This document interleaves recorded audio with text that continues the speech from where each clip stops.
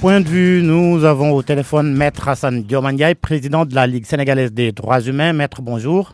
Oui, bonjour, Georges. Avec vous, Maître Pape Sène, président du comité sénégalais des droits de l'homme. Vous tous, vous êtes avocat. On parle des arrestations jugées abusives et des libertés individuelles. Le prétexte, la garde à vue de 15 membres du collectif Nyolank à la suite d'une campagne de sensibilisation auprès des populations. Ils ont été arrêtés samedi. Ils viennent d'être libérés, mais ce qui est fait est fait. Maître Pape Sène, à votre avis, est-ce qu'on n'est pas tombé très bas ? Oui, merci Georges. Je voudrais profiter de votre antenne pour saluer mon confrère et Maître Hassan Dioma Ndiaye. Mais je voudrais dire non, on n'est pas tombé si bas, vous savez. Pour une banale distribution de flyers. Oui, mais écoutez, Georges, moi je crois que nous sommes dans un état de droit. Et comme on a l'habitude de le dire, le droit à la marche est un droit constitutionnel. C'est la Constitution du Sénégal qui le consacre en son article 8. Mais son article 8 en son alinéa 2. Les modalités d'exécution de ces libertés fondamentales telles que le droit à la marche et autres sont laissées donc à l'appréciation de la loi. Et c'est pourquoi d'ailleurs nous avons des lois de 78 et de 74 sur les manifestations publiques. Et je crois qu'aujourd'hui, il appartient à l'autorité administrative, dans le cadre de la réglementation de l'exercice de ces libertés fondamentales, au vu de l'ordre public à travers l'article 10, bien entendu, de la Constitution. Mais là, maître, il ne s'agissait pas d'une manifestation, d'une marche, mais plutôt d'une campagne de sensibilisation, d'une distribution de flyers.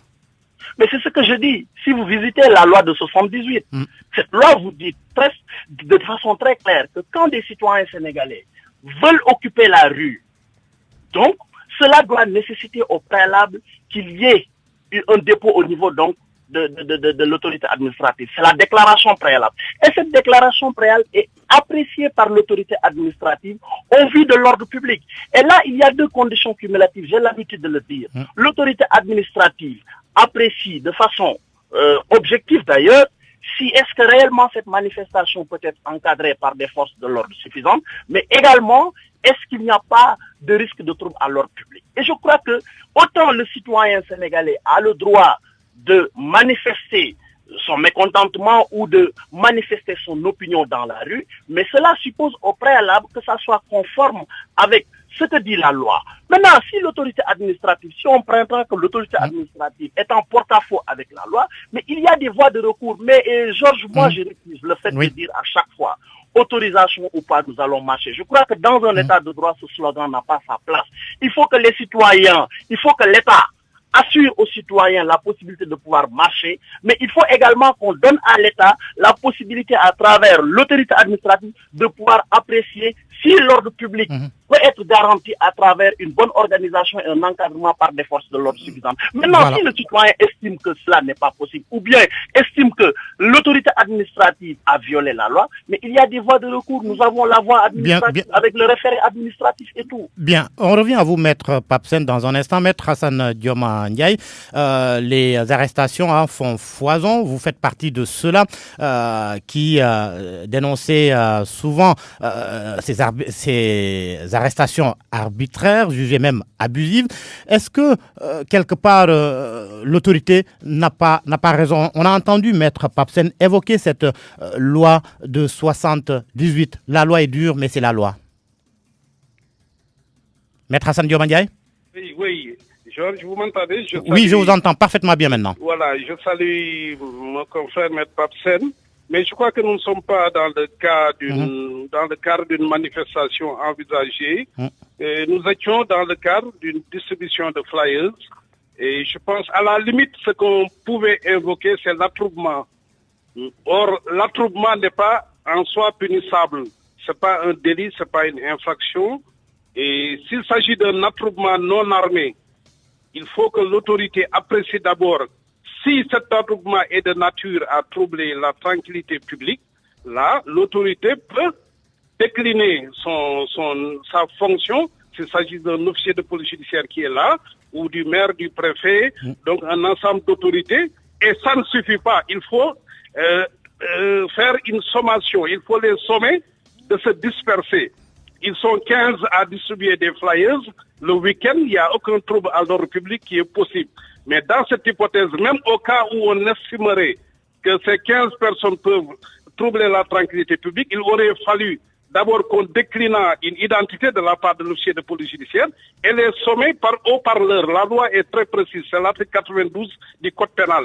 Et tout ça n'a pas été respecté. Donc aujourd'hui, l'autorité s'est rendue compte, la police, de son erreur et manifestement, il s'agissait d'une détention arbitraire, mais comme vous l'avez dit, le mal est déjà fait. Et ce fait s'inscrit évidemment dans une récurrence d'atteinte aux libertés individuelles depuis un certain temps. Je pense qu'aujourd'hui, le Sénégal ne fait pas honneur à sa réputation de régime démocratique.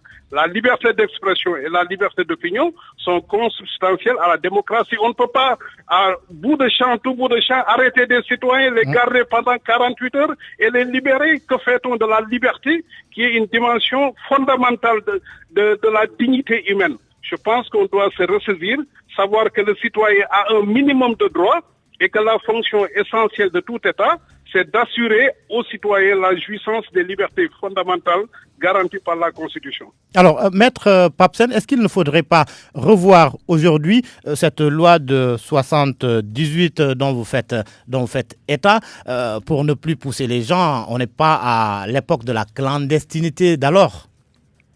Oui, mais écoutez, Georges, moi je crois que quand une loi est prise, effectivement, cette loi est appelée à s'adapter au contexte et appelée à évoluer. Je crois que ça interpelle tous les acteurs, l'État, les acteurs de la société civile, les acteurs politiques et autres. Cela n'est pas exclu qu'une réflexion soit menée pour que la loi soit revue. Mais je pense que quand on légifère également, on légifère dans un contexte bien déterminé. On légifère également par rapport au respect de l'ordre public, surtout quand il s'agit de ces formes de manifestation. Je ne suis pas tout à fait d'accord avec mon confrère Hassan Diomandiaye, parce que quand il dit que, en réalité, c'est juste un rassemblement qui n'est pas un rassemblement militaire, mais c'est un rassemblement qui est non autorisé. Le simple fait d'occuper la rue, sans aucune autorisation administrative, cela quand même, aux yeux de la loi, peut être considéré comme un acte répréhensible. Mais le droit d'expression, qui est également reconnu par la Constitution, peut se faire à travers des flyers, par exemple.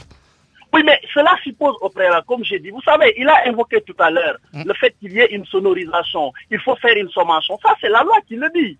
Mais de la même façon aussi, quand on parle de la liberté d'expression, de la liberté de manifester, c'est la loi qui dit qu'il faut une déclaration préalable déposée à l'autorité administrative qui va délivrer l'autorisation, qui peut changer l'itinéraire, qui peut changer les horaires et qui peut même à la limite de façon, pas de façon absolue, mais de façon temporaire, interdire la manifestation pour les causes que je viens de vous décliner, à savoir une insuffisance de force de l'ordre combinée à un risque de trouble à le public si les forces de l'ordre ne sont pas là. Mais je crois qu'aujourd'hui, moi je pense très sincèrement, Georges, il faut qu'on revienne à de meilleurs sentiments. Vous savez, aujourd'hui on crie partout, le Sénégal ne fait pas honneur. Mais vous savez également, quand on est en porte-à-faux avec la loi, ça pose problème quand on veut revendiquer ses droits. Moi, je crois qu'il faut que chaque... Oui, mais également, Maître Papsen, si l'on remarque des arrestations à tout bout de champ, cela n'honore pas le Sénégal, son image est ternie.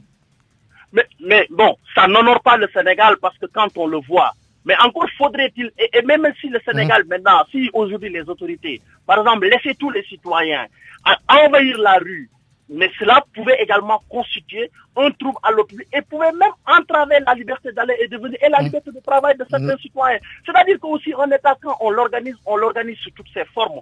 C'est vrai que quand il y a des gens qui veulent manifester, la loi leur permet de manifester. Mais encore une fois de plus, moi, je lance un appel. Il faut que parce que des manifestations ont été autorisées à tout. Mais il faut que les gens acceptant l'autorité administrative prennent une décision de se plier à la décision ou à la limite d'attaquer la décision s'ils estiment que cette décision est une décision qui n'est pas fondée. Mais autorisation ou pas, nous allons marcher, envahir la rue vraiment de façon spontanée comme ça. Je pense que dans un état de droit, cela ne rime pas avec la liberté de manifestation ou d'expression. Merci, Maître Papsen, président du Comité sénégalais des droits de l'homme. Alors, Maître Hassan Diomandiaye, que faudrait-il faire? Est-ce qu'il ne faudrait pas procéder à un toilettage de certains textes, mais également se conformer à ce que dit la Constitution? Quand je parle de toilettage des textes, je parle de cette loi de 78. On peut même l'appeler une loi antédiluvienne. Je ne crois pas, parce que la Constitution, elle est claire, la loi de 2018, elle est claire. De 78, je veux dire. Oui, la loi de 78 sur les réunions, elle est claire, l'article 92 est clair. D'ailleurs, la Cour suprême rappelle tout le temps cela à l'administration sénégalaise. Donc le problème, ce n'est pas une question de texte, c'est une question de culture démocratique et de climat démocratique. Mais pour un attroupement, on n'a pas besoin d'une autorisation.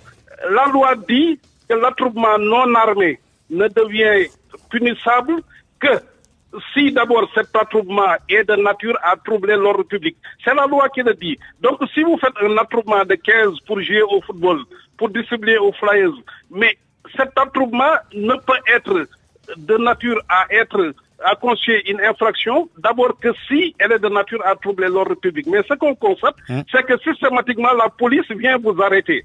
Ça, c'est d'abord un premier fait. Le deuxième fait, c'est que même si cet attroupement est de nature à troubler la tranquillité publique, il faut que l'autorité fasse une sommation avec un non-parleur. C'est la loi. Mais la police ne le fait pas. Et maintenant, ce sont des personnes non identifiées qui viennent vous arrêter. Donc, le problème, ce ne sont pas les textes.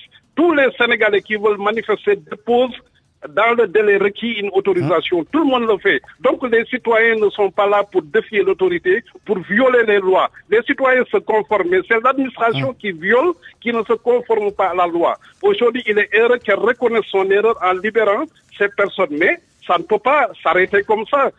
Les Nations Unies ont interpellé la Guinée. Nous voyons ce qui se passe en Guinée, la criminalisation du droit à la manifestation. La seule différence avec le Sénégal, c'est qu'en Guinée, il y a des morts. Au Sénégal, il n'y a pas de morts. Mais sinon, la liberté individuelle, elle est aujourd'hui vulnérable. Elle n'a jamais été aussi vulnérable qu'aujourd'hui au Sénégal. Et la liberté, elle est fondamentale. Elle est à l'homme ce que la pesanteur est au corps. Donc, je pense qu'on ne peut pas se permettre d'arrêter les gens comme ça. On aurait pu les disperser, les demander d'arrêter, de faire cavalier seul un par un, mais on ne peut pas les mettre en prison. C'est des pères de famille, c'est des citoyens qui ont des droits. Je pense qu'aujourd'hui, on doit revenir à la raison et les institutions doivent être indépendantes et impartiales. Une institution républicaine ne peut pas se mettre à la disposition d'un parti politique. Merci. Elle est là pour l'intérêt général. Je crois qu'on a intérêt à refonder notre état de droit et à faire en sorte que les droits des citoyens soient garantis et que les citoyens eux-mêmes se soumettent à la loi parce que c'est un contrat social. Tant que l'autorité respecte la loi, les citoyens sont enclins à se soumettre à la loi. Mais au contraire, on assiste à des actes de défiance parce que simplement, il n'y a pas l'exemplarité qui aurait dû venir de l'autre côté. Merci, Maître Hassan Diomandiaye, président de la Ligue sénégalaise des droits humains. Là, on parlait des arrestations jugées abusives et des libertés individuelles. Le prétexte, la garde à vue de 15 membres du collectif Nyon Lank à la suite d'une campagne de sensibilisation auprès des populations. Faudra le signaler, ces 15 membres du collectif Nyon Lank ont été libérés un peu avant midi, après 48 heures de garde à vue. Le collectif Nyon Lank qui fera d'ailleurs une importante déclaration à 14 heures au siège de Y'en a marre. C'est la fin de ce grand journal.